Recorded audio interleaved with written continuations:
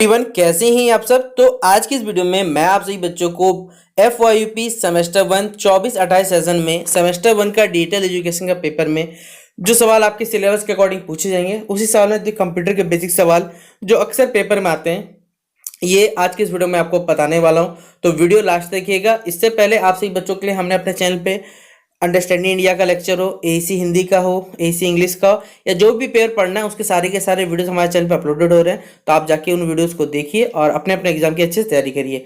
बाकी आप सभी बच्चे डिस्क्रिप्शन बॉक्स में लिंक मिल जाए टेलीग्राम ग्रुप पर, जहाँ जुड़ जाइएगा ताकि कोई भी अगर अपडेट आता है कॉलेज के द्वारा या यूनिवर्सिटी द्वारा वहाँ शेयर किया हुआ मिल जाएगा। और कुछ पूछने के लिए आप हमसे फेसबुक और इंस्टाग्राम पे जुड़ के जो पूछना रहे पूछ सकते हैं। तो चलिए वीडियो को हम लोग शुरू करते हैं। पहला सवाल है हमारे पास, who is the father of computers. देखिए, कंप्यूटर के जनक किन्हें माना जाता है, या आप लोग खुद भी जानते हो, बचपन से पढ़ते आ रहे हैं। आपको चार ऑप्शन दिए हुए, James Gosling, Charles Babbage, Dennis Ritchie या फिर जार्ने स्ट्रॉपस्टप। यहाँ आप खुद सोचो कि भैया आप तो बचपन से पढ़ते आ रहे हो कि जो कह सकते हैं कंप्यूटर के फादर या जनक माना जाता है वो चार्ल्स बेबेज को माना जाता है। तो ऑप्शन नंबर क्या हो जाएगा, बी नंबर आंसर राइट हो जाएगा। अगला बोला गया, which of the following correct abbreviation of. देखिए, आपको अंडरस्टैंडिंग इंडिया पेपर हो या डिजिटल एजुकेशन पेपर हो या अगर आपको मैथमेटिकल का भी पेपर अगर आप लोग रखे होंगे तो आपको एक शॉर्ट वर्ड पढ़ने मिलेगा, इसका नाम होता है एब्रीविएशन।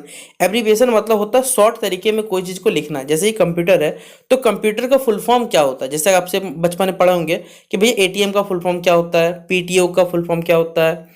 जैसे हम BSc कर रहे हैं तो भाई BSc का ये शॉर्ट एब्रीविएशन हो गया, इसका फुल फॉर्म क्या होता है। इस प्रकार ये सारे के सारे लेटर्स आपके पेपर कुछ कुछ आता है। तो कंप्यूटर का जो हमारे पास कह सकते हैं इसका फुल फॉर्म होगा वो क्या होने वाला है, commonly operated machine used in technical and education research. यानी एक ऐसा मशीन जो कि हमारे पास यूज होता है टेक्निकल और एजुकेशन रिसर्च के पर्पस यूज किया जाता है, और ये मोस्टली हर आदमी के द्वारा या आजकल तो हर लोगों के द्वारा यूज किया जाता है। तो ऑप्शन नंबर क्या हो जाएगा, commonly operated machine used in technical and education research. Option number क्या हो जाएगा, डी नंबर। फिर अगला बोला गया विच ऑफ, अच्छा ये क्वेश्चन देखिए बच्चों दो बार रिपीट हो गया तो इसे छोड़ दीजिएगा। क्वेश्चन नंबर 4 है हमारे पास, CPU का फुल फॉर्म। और बच्चे देखिए गलत भी करते हैं बहुत सारे, जैसे रैम का फुल फॉर्म में, रोम का फुल फॉर्म में आपको पूछा जाएगा, ठीक है, ROM में फुल फॉर्म बहुत बच्चे गलत करते हैं। तो CPU का फुल फॉर्म क्या होता है, सेंट्रल प्रोसेसिंग यूनिट, याद रखिएगा। तो ये कहाँ पर है हमारे पास, देखिए ऑप्शन नंबर सी में, देखिए कंट्रोल यहाँ लिखा हुआ, कंट्रोल यहाँ लिखा हुआ सेंट्रल, तो नाम में क्या मत कंफ्यूज हो जाइएगा, सेंट्रल प्रोसेसिंग यूनिट कहा जाता है CPU को फुल फॉर्म। अगला बोला गया, which of the following languages does the computer understand. Computer जो है बेसिकली कौन सा लैंग्वेज समझता है बताना है।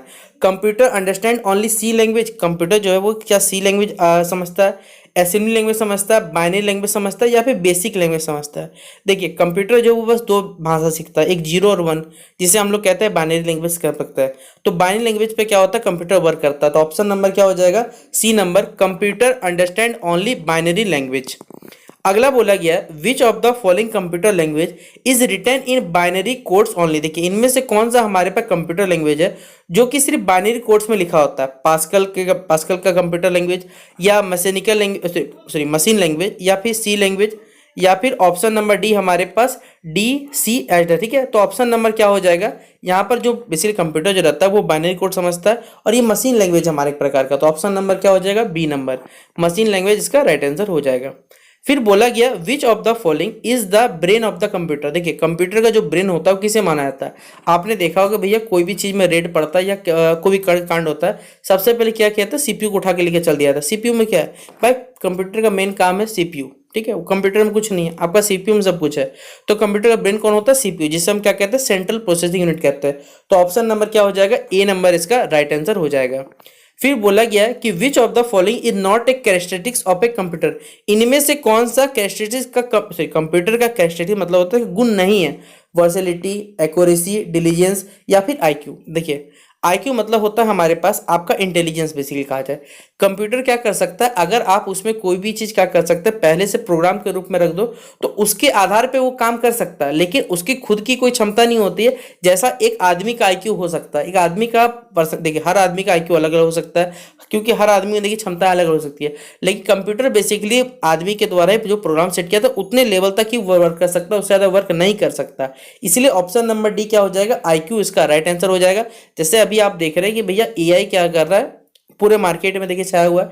हर बच्चे को अगर कुछ काम करवाना तो भाई AI के थ्रू करवा लेता है, लेकिन AI को बनाने वाला भी आदमी है। याद रखिए AI का कुछ लिमिटेशन है एआई वही काम कर सकता है जो कि इंटरनेट पे अपलोडेड है। आप मनुष्य के दिमाग से कभी भी ना ज़्यादा बढ़ पाओगे, ना आप इंटरनेट का जो भी चीज़ देख रहे हो, भाई मनुष्य के दिमाग जितना बनाया उतना है, लेकिन एक आदमी जितना सोच सकता है एआई उतना नहीं सोच सकता, ये बात जान लीजिए। इसी प्रकार कंप्यूटर का इनमें से कौन सा गुण नहीं है, तो वो आईक्यू नहीं है हमारे पास। ऑप्शन नंबर क्या हो जाएगा, डी नंबर इसका राइट आंसर हो जाएगा।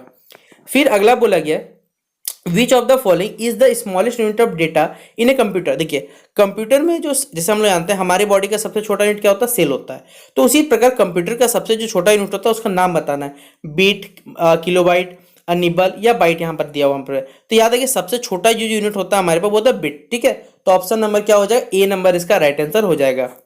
फिर अगला सवाल बोला है which of the following unit is responsible for converting the data received from the user into a computer understandable form। देखिए इनमें से कौन सा यूनिट है, मतलब इनमें से कौन काम करेगा।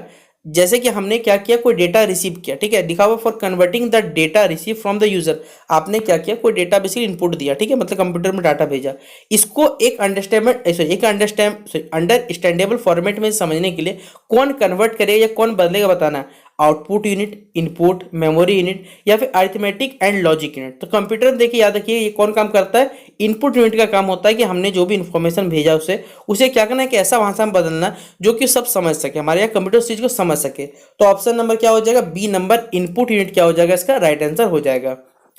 अगला सवाल बोला गया which of the following monitor looks like a television and are normally used with non portable computer system. देखिए इनमें से हमारे पास क्या दिया हुआ है, चार आपको ऑप्शन दिया गया, ठीक है। मॉनिटर दिया हुआ है जो कि टेलीविजन की तरह दिखता है, नॉर्मली हमारे पास and are normally used in non portable computer. देखिए और पोर्टेबल मतलब होता है एक जगह से दूसरी जगह ले जाना, इसको लेके तो हम नहीं जा सकते हैं। तो इनमें चार ऑप्शन दिया हुआ, एलईडी, एलसीडी को क्या भाई आप कहीं भी लेके जा सकते हो, फ्लैट पैनल मॉनिटर को भी लेके जा सकते हो, लेकिन जो सीआरटी सिस्टम होता है उसको आपको एक जगह रखना ही पड़ता है हमारे पास, जो कि टेलीविजन की तरह जो दिखता है लेकिन वो नॉन पोर्टेबल है हमारे पास। तो ऑप्शन नंबर क्या हो जाएगा, सी नंबर इसका राइट आंसर हो जाएगा। फिर बोला गया which of the following is not a type of computer code. देखिए इनमें से चार ऑप्शन दिया गया और बताना इसमें से कंप्यूटर का कोड कौन सा नहीं है, EDIC, ASCS, BCD या फिर EBCDIC। तो क्या हो जाएगा हमारे पास, ऑप्शन नंबर ए हो जाएगा, EDIC क्या है, एक कंप्यूटर कोड इनमें से नहीं है, ऑप्शन नंबर ए। अगला सवाल है which of the following part of a processor, इनमें से कौन सा है प्रोसेसर का पार्ट है, contains the hardware necessary to perform all the operation required by computer. देखिए हमारे पास क्या दिया हुआ है, चार ऑप्शन दिया, बताना इनमें से कौन सा प्रोसेसर का एक पार्ट होता है जो कि हार्डवेयर के प्रोसेस, जो हार्डवेयर रहता है हमारे पास कंप्यूटर में, उनके ऑपरेशंस को या फिर उनके द्वारा जो भी काम किया जा रहा है उसको प्रोसेसिंग करने में या फिर परफॉर्म करने में क्या करता है, जरूरत पड़ता है किसी कंप्यूटर को, कंट्रोलर, रजिस्टर, कैच या फिर डेटा पाथ। तो इसका राइट आंसर क्या हो जाएगा, देखिएगा डेटा पाथ। तो क्वेश्चन नंबर 13 राइट आंसर हो जाएगा option number D, data path इसका राइट आंसर होगा। अगला सवाल बोला गया है कि which of the following is design to control the operation of a control. देखिए इनमें से हमारे पास कौन सा ऑप्शन है जिसको बेसिकली डिजाइन किया गया था ताकि कंप्यूटर के द्वारा, देखिए जो भी ऑप्शन हो रहे या ऑपरेशन हो रहे या फिर जो काम हो रहे हैं उनको क्या करना है, कंट्रोल करना है, user, application software, system software या फिर यूटिलिटी सॉफ्टवेयर। तो आपको चार ऑप्शन दिया गया, बताना है कि कौन सा सही होगा हमारे पास, कि एक कंप्यूटर को देखिए इसमें से कौन सा चीज़ को डिजाइन किया जाता है ताकि कंप्यूटर के द्वारा देखिए जो भी ऑपरेशन किए जा रहे हैं या काम किए जा रहे हैं उनको क्या करना है, कंट्रोल यूनिट में कंट्रोल के हिसाब से काम करना है। तो उसका राइट आंसर हो जाएगा सिस्टम सॉफ्टवेयर, ऑप्शन नंबर क्या हो जाएगा, सी नंबर इसका राइट आंसर हो जाएगा।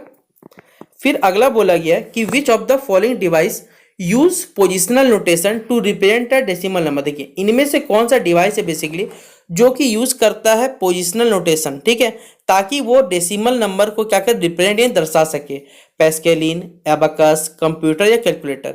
तो राइट आंसर क्या हो जाएगा हमारे पास, एबाकस, ऑप्शन नंबर क्या हो जाएगा, बी नंबर इसका राइट आंसर हो जाएगा। फिर विच of the following is used in, देखिए हमने अभी आपको थोड़ा सा पहले बताया कि भाई इनमें से ये सारे के सारे क्या है, एक कंप्यूटर कोड है, EDIC क्या था, कंप्यूटर कोड था। यहाँ पर भी दिया क्वेश्चन पूछा गया कि which of the following is used in EBCDIC, इनमें से किसको यूज किया जाता है EBCDIC में, सुपर कंप्यूटर्स का इस्तेमाल होता है, मेन फ्रेम कंप्यूटर में, मशीन कोड में या फिर प्रोग्रामिंग में। तो याद रखिएगा इसका इस्तेमाल होता है मेन फ्रेम में। तो ऑप्शन नंबर क्या हो जाएगा, बी नंबर इसका राइट आंसर आप लोग टिक कर लीजिएगा।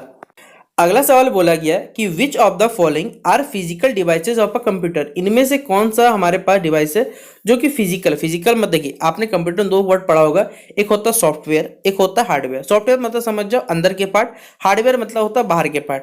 ठीक है, जैसे आपने बचपन में पढ़ा होगा फिजिकल चेंज और केमिकल चेंज, यानी भौतिक परिवर्तन और रासायनिक परिवर्तन आपने पढ़ा होगा। भौतिक मतलब क्या होता है, जिसको आप क्या कर सकते हो बेसिकली बाहर से, या फिर जिसको फिर से आप क्रिएट कर सकते हो वो भौतिक होता है, जिसको फिर से क्रिएट नहीं कर सकते तो रासायनिक होता है। इसी प्रकार हमारे पास इनमें से जो फिजिकल है वो बाहर से दिखेगा, और बाहर से दिखने के लिए ऑब्वियसली बात है यहाँ पर हार्डवेयर क्या हो सकता है, मतलब मशीनी पार्ट्स को हम चेंज भी कर सकते हैं, लेकिन सॉफ्टवेयर अंदर का पार्ट होता है हमारे पे कंप्यूटर का। तो फिजिकल डिवाइस क्या हो किसी कंप्यूटर का, वो होगा हार्डवेयर। ऑप्शन नंबर क्या हो जाएगा, ए नंबर इसका राइट आंसर होगा।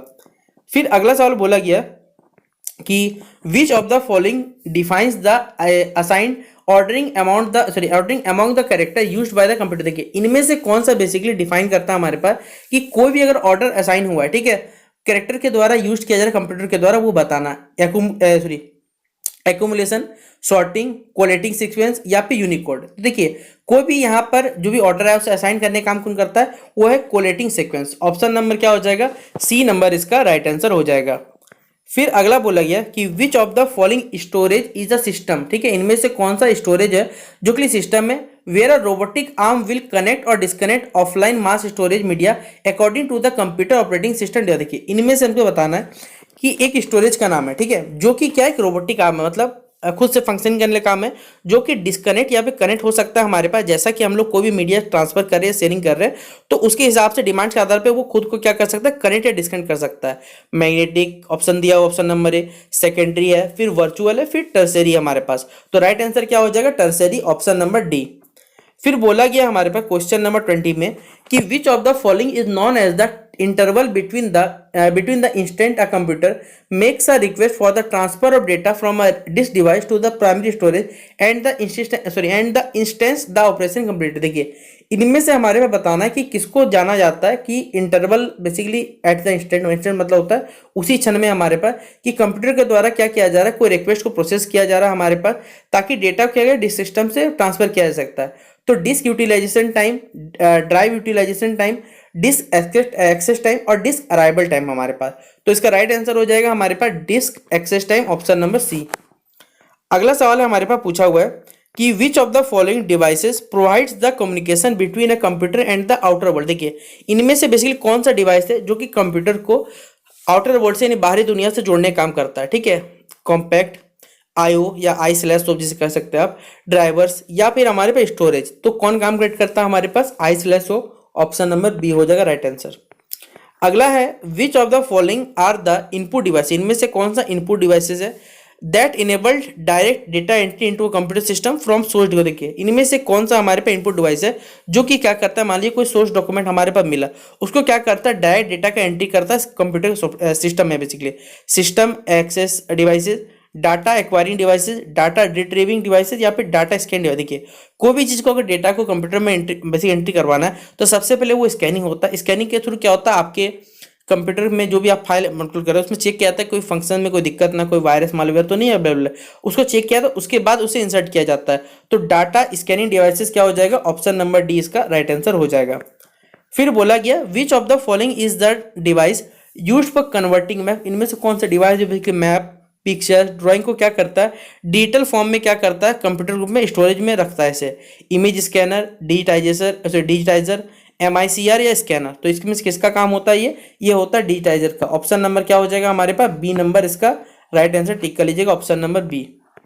फिर बोला गया है which of the following can access the server. इनमें से कौन सर्वर को बेसिकली एक्सेस करता है, web client, user, web browser या option number D web server. तो ये किसका काम होता है हमारे पास, वेब क्लाइंट का।